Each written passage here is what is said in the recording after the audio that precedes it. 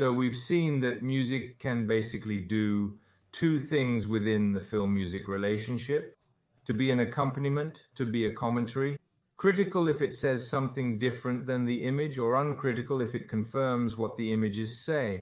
But music can do so much more. Now, there was a practice in the late 1930s and early 1940s, until those years at least, where composers actually wrote the music, but then it was reorchestrated by the orchestrators. With this typical Hollywood practice, which thus manages to adapt the music to the editing, because the practice was the edited film is then set to music, okay?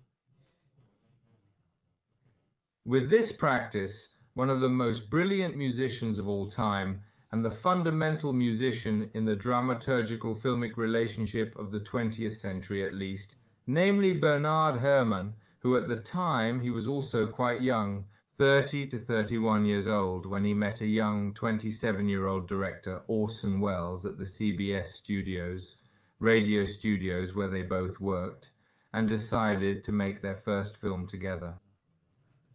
It's Citizen Kane, of course, from 1941, which is a film that set standards not only for film music dramaturgy, but also for the wide-angle lenses used by Welles, and all the brilliant reasoning this director has made, which we will certainly talk about later.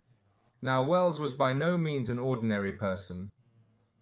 He became famous because while working on the radio in 1938, he announced to America an alien landing, and did it on a radio program so believable, in such a realistic manner, that apparently legend has it, it is not known how true it is. It created a bit of chaos and panic throughout the United States, with people fleeing from the unknown.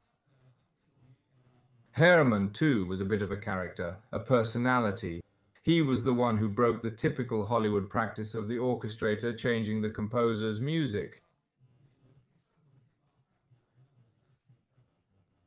Herrmann wanted total control, so it was the first time a composer wrote specifically for a film while consulting with the director. So what happens then? While Welles was shooting Citizen Kane, Herrmann was composing the music. It had never happened before in the history of film music that a director and composer worked together, because remember, the composer is usually part of the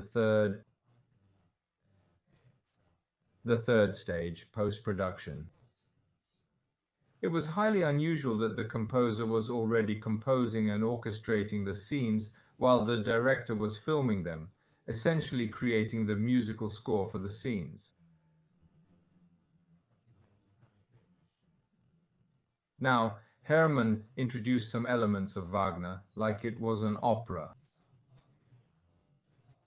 Totally, because he is thinking exactly what Wagner thought about the total artwork. That is, an artwork that could include and concern all other arts, of course including music.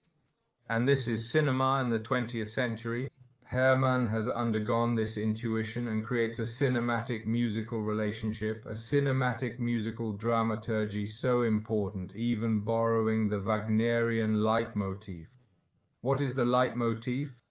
It is a leading motif, the motifs as well as the themes.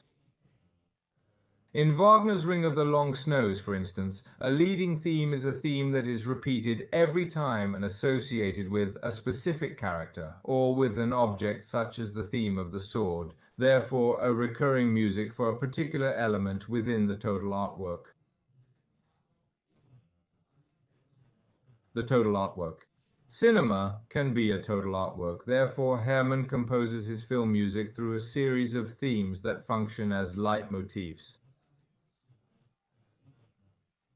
The leitmotif comes from a composition of two words that stands for the leading motif. I do not know German, but leiten, from light, the prefix that means to lead, and motif instead, that is borrowed from the French, which is motif, so leading motif, of course. In Wagner's Ring of the Long Snows, for instance, a leitmotif is truly repeated. Borrowed from the French, which is reason, therefore leitmotif, of course. In Wagner's Ring of the Nibelungen, for example, a leitmotif is repeated as many as 74 times. Now Herman, by doing this, gives the opening to the road to follow to make music for the cinema, which will then be followed by all the composers to come, including the great John Williams, who, on the occasion in the mid-70s, then much later, to compose the music for a film saga, which until then had never happened, or that of Star Wars, rethinks the teaching of Herman and Wagner previously, that is, to create a leitmotif, a theme for each one.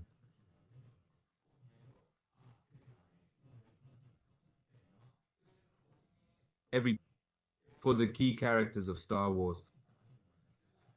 So we have the Luke Skywalker theme, the Force theme, and all the various themes, the Darth Vader theme, all the various themes that we know in Star Wars, which is a 6-episode film saga. I'm excluding the last 3 from the sequel, of course, out of 6 episodes, right?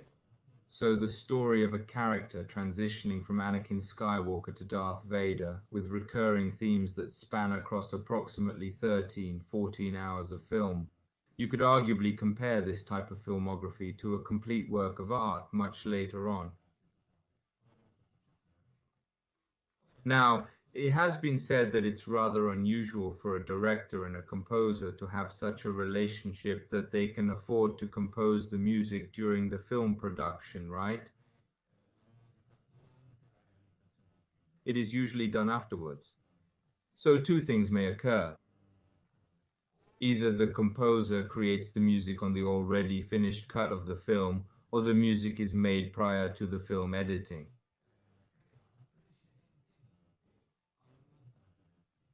This is also because there isn't always a composer involved. Let me elaborate.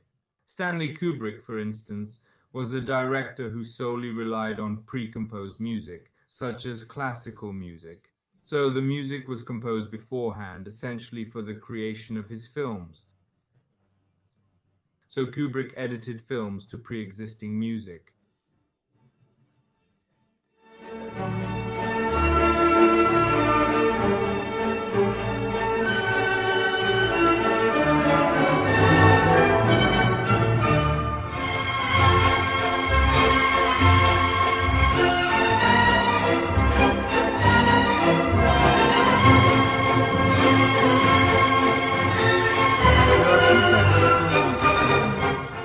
Synchronizations with images.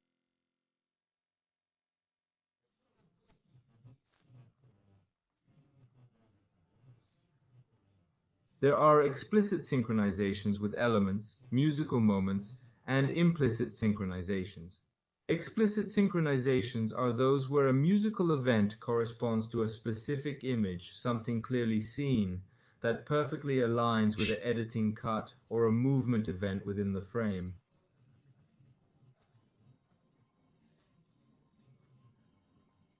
Let me show you an example.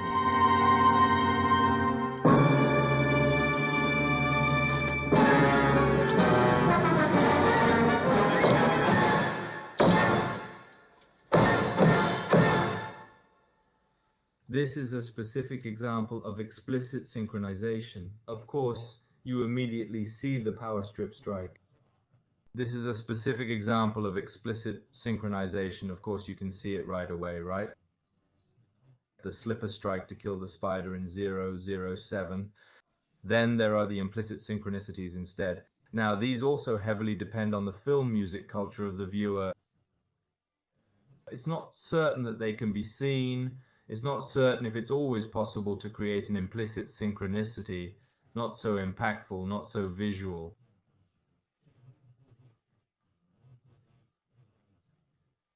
It's something done in a series of edits, typically by the director, editor, and composer when it's possible in order to give a rhythm to the film, to give a cadence to the images along with the music, basically. Ennio Morricone, for example, and Sergio Leone counted a series of 30 implicit synchronicities in a scene they were editing together, but sometimes implicit synchronicity is also a matter of luck, basically.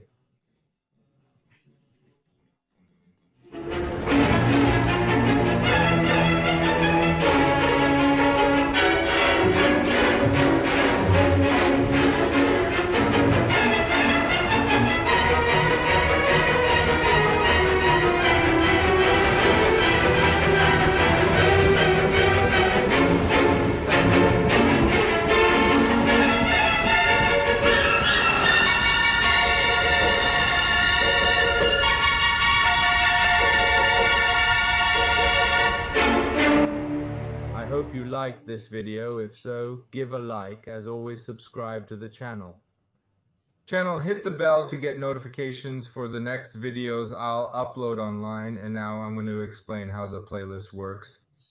If you click on the link here below, the playlist I created with movie music, which I truly believe is incredibly complete, but if there's something to add, leave it in the comments or message me privately. You can click it. It directly takes you to Apple's site because I created it with Apple Music.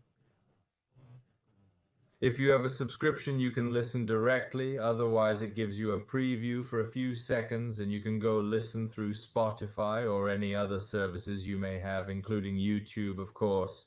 I hope I've managed in some way at least to spark your interest in the complexity of the dramatic cinematic musical relationship. And if you have any requests, of course, let me know. Leave them in the comments. Thank you. See you soon.